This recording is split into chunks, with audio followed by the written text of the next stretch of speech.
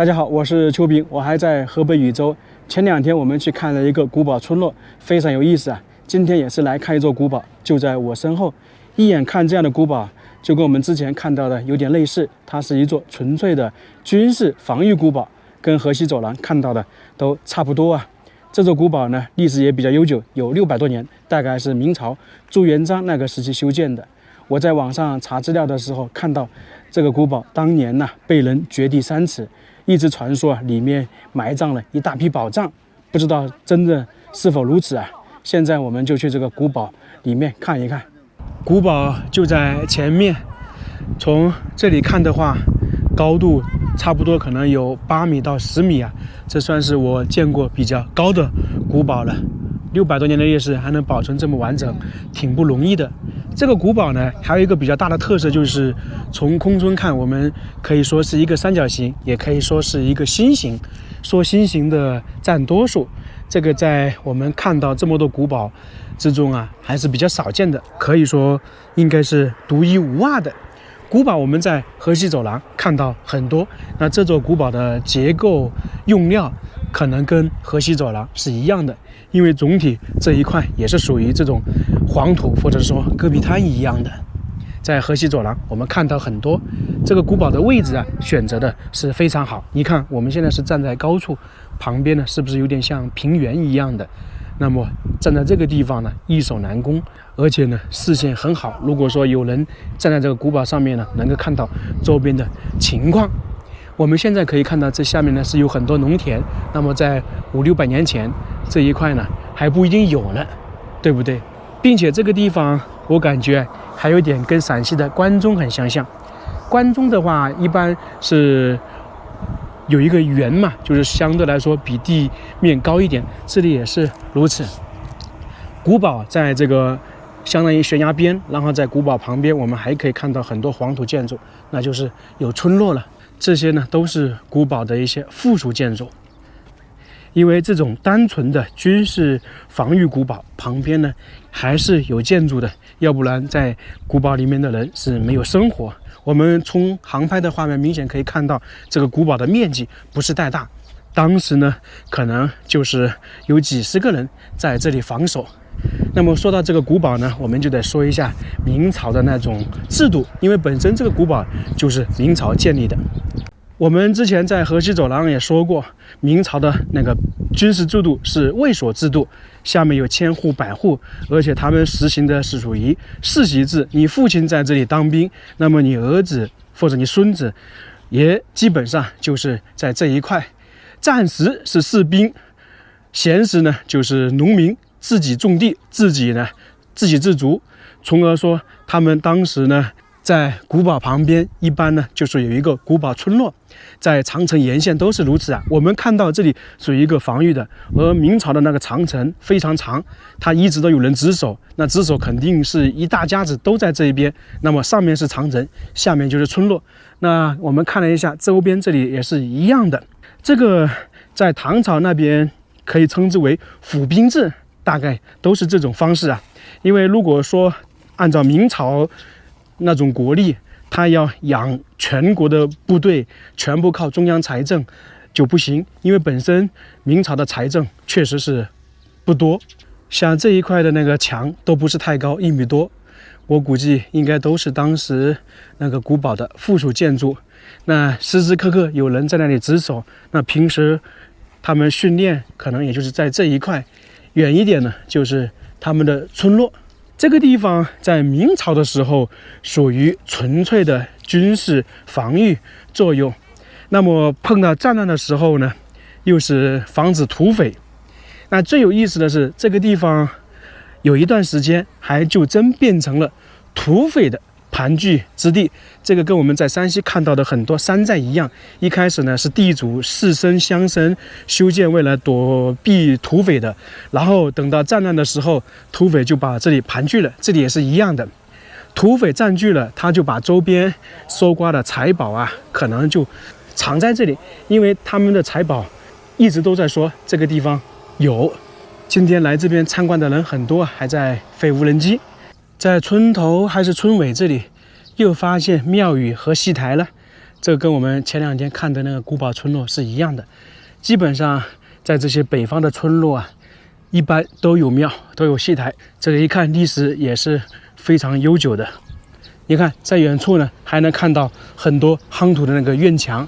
西大坪剧场这个村现在应该是叫做西大坪，这个古堡呢也是叫西大坪铺，堡也可以啊。在古堡旁边这一块都比较平，我猜想是不是当年他们的训练场所啊？他们属于士兵，时时刻刻还是要进行训练的。我猜想可能是啊。我们去河西走廊，还有山西，以及我们现在在河北，都能看到很多古堡以及一些长城，基本上都是明朝修建的。2个原因，一个呢就是明朝相对来说离我们近一点，很多东西能保存下来。另外一点呢，明朝当时建国之后，它所处的环境跟我们其他的那个封建王朝有点不一样。在当时朱元璋定都南京，建立明朝之后，他就开始要北伐了嘛。徐达把那个元朝的残余势力赶到草原之后，他们元朝那一些遗留势力还是比较强大，他们还是想着南下，重新占据中原。那这个时候，朱元璋肯定要布置北边的防线嘛，他就想到了一个比较大的主意，或者是说影响明朝比较深远的，就是藩王制度。他以儿子镇守北边，在各个主要的地点设立藩王，这样阻挡草原骑兵南下。这是朱元璋设立的第一道防线。比较有代表性的几大藩王：北平的朱棣，然后大同的代王，山西的晋王，还有西安的秦王。这些藩王基本上就保证了北边的安稳。那北边的线路这么长，他肯定还是要派去很多部队的。那么像这样的古堡就诞生了。一个古堡有几十名士兵，他就可能负责这一块，或者是说观察周边，因为蒙古那边是属于骑兵嘛，他在这里呢就能够观察得到。所以说整个就有这么多古堡产生。其实说起来，在朱元璋修建的长城也好，古堡也好，并没有那么多。转折点是由于明朝发生了土木堡之变之后，才开始大规模的修建长城和那些古堡。这个地方啊，离土木堡之变其实并不算太远，并且呢，土木堡之变一个非常重要的人物王振，他老家好像就是禹州的，在这边还有王振的那个家庙。说到这里呢，我们就得提一下土木堡之变，我们都说是由于朱祁镇、王振导致的。那到现在呢，却有很多人在为他翻案，甚至说很多人看了一些资料，说土木堡之变很有可能就是一个阴谋。因为土木堡之变之前呢，大明朝的权力可以说是皇权至高无上，那个文武呢相互制衡，没有一家独大。而在土木堡之变以后，勋贵呢就彻底废了，由文官一家独大。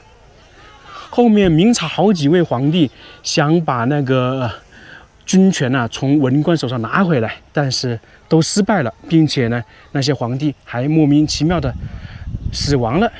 所以说很多人就在猜想土木堡之变有没有深层次的原因呢？如果有机会，我们下次那这个关于土木堡之变背后的一些故事，我们下次碰到合适的地方再详细的聊一下。今天就主要这样带过一下。来的游客还挺多的，可能是周末的关系吧。我看好多都是北京的牌照，可能是北京那边比较热，然后呢这边稍微凉快一点，就来这一块了。这个古堡确实挺高的，还有人爬到上面去了。我看的话，起码有10米高。建这么高的因素，我猜想是2个原因。一个呢是建得高，可以看得更远；还有一点呢是明朝初年，它有一套标准，需要建得多厚多高的。最重要一点是，可能是在朱元璋时期，经过他的休养生息，那个国家的财政相对来说比较好，才会修建这么高的古堡。因为到了后面呢，特别是土木堡之变之后，修建长城也好，古堡也好，都没有这么高的。在这里发现一扇门，过去看看。哦，不是门，应该它跟城墙是一体的。在这里我们来看一下以前的城墙或者长城内部结构都是什么样子的。看起来这个外面是属于那个一样的嘛，其实它内部是有层次感的。以前建造长城也好，建造城墙也好，它都是一层一层压实的。你看，就是这一块，然后用什么锤呀、压呀弄好，然后再弄一层，每一层大概是10公分，看的是非常清楚啊，全部都是如此。所以我们说长城内部，包括这些城墙内部是这个样子的。因为很多人以为是直接把那个土堆在上面，就像我们弄一勺土、弄一堆土放在上面，不是的啊，它内部全部是经过压实的，并且这些土呢是经过爆炒、暴晒，这样的话才不会里面长东西。特别是明朝，它还有一种方式，就这个城墙建好之后，要大力士拿着弓箭射击。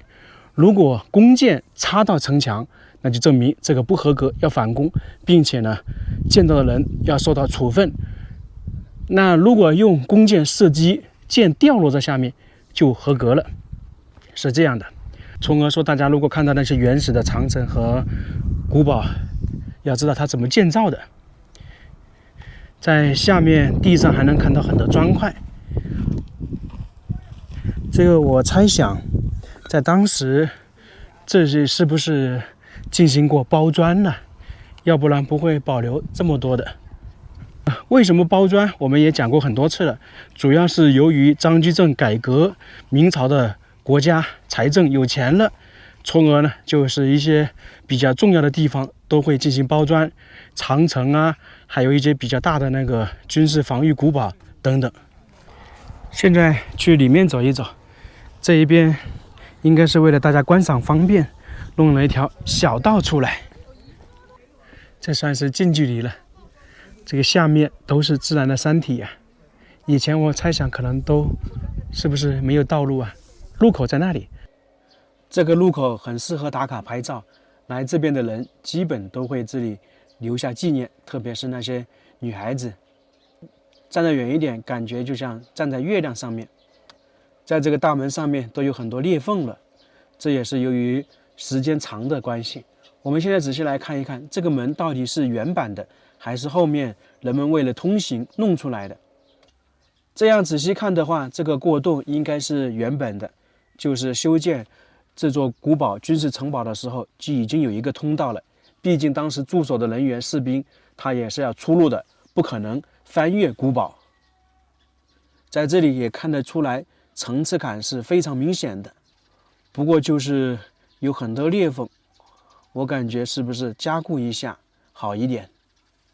现在已经来到古堡之内了，在这里也可以看到很多砖块，不过我仔细看了一下，这应该是新砖，和外面那个道路上的砖块是一样的。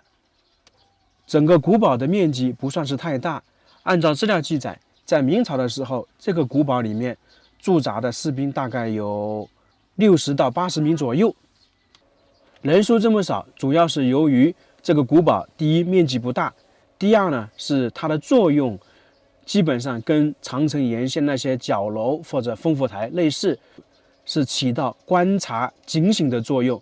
比方说如果敌人进攻，它就在这里发出示警，大概作用是这样的，从而说人数不会太多。在这一块还有个缺口，应该是倒塌了，当时修的时候应该不会这样的。在这里视线就非常好了，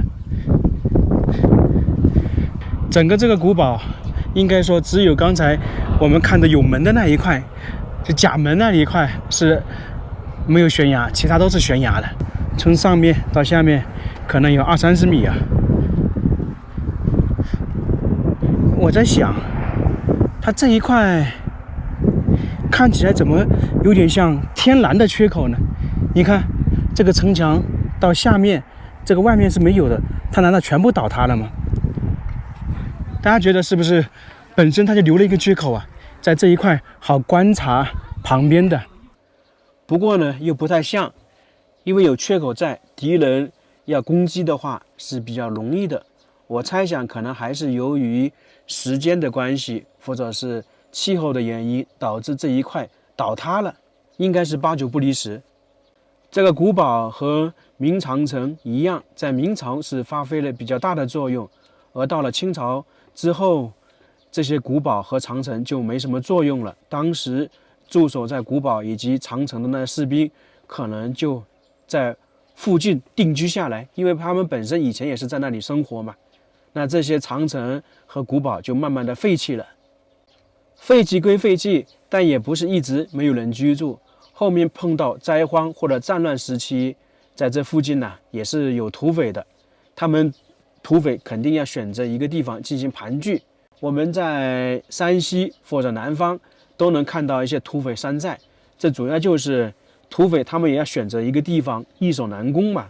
那这些古堡，包括那些古山寨，就成了他们的第一首选的地方。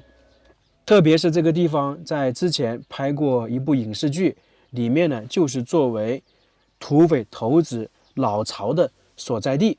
很有可能这个地方这个古堡被人们熟知，也是因为这个影视剧。那我在网上查资料的时候，也确实看到这个古堡呢，在战乱的时期，据说是有土匪确实是盘踞在这里，生活在这里。更有的是传说土匪当年把他抢夺的财产埋葬在这个古堡里面，并且还有人去挖过，这是传说，不知道真假呀。不过按照我的推测，土匪长期盘踞在这里应该是不太现实，不太可能。明显的看得出来，这个古堡离村落是比较近的。正常来讲，土匪不会长时间居住在离村落这么近的地方，除非这块的土匪和这个村落有关系才有可能。大家说是不是？这也是我的一点猜测。不过既然有传说这里是土匪生活的地方，土匪的老巢，我们就姑且认为是吧。毕竟呢，传说多少是有一点点可信度。另外一点呢，就是这个古堡以前还是有人在这里生活的，就证明人们生活在这里是没有什么大的问题的。甚至在这个土匪中间那一块凹下去的，很有可能就是以前有人在这里寻宝挖出了的痕迹。现在我们准备去这个城墙上走一走，这一块呢，由于风化，墙壁上面倒塌下来，刚好大家可以走上去看一看。来到这个古堡，2个地方大家是必打卡的，一个是刚刚看到的堡门，另外就是这一块的缺口。这样看的话就比较明显了。走到上面，视线是非常好的，一览无余啊，可以看到外面的附属建筑以及远处的村落，包括旁边的训练场等等。这里的城墙呢，明显的看得出来非常厚的。最顶部的话，由于风化比较小，我猜想当时这个上面肯定是有士兵可以走在上面巡逻的，就跟我们看的长城是一样的，只不过是由于差不多600来年的时间有点风化了。那这个古堡到这里就差不多看完了。这2年其实我们也看了比较多的古堡，这个呢稍微算是特殊一点点，因为这样的古堡新型的还是比较少见的，并且我们在其他地方看的古堡呢，稍微会带有温层，而这里却没有。我猜想可能是这个地方的古堡稍微没有那么重要。不过不管怎么说，它也是见证了明王朝的历史，特别是明朝初年以及中后期那些波澜壮阔的历史。那这个古堡我们就看到这里了，非常感谢大家，我们下个视频再见。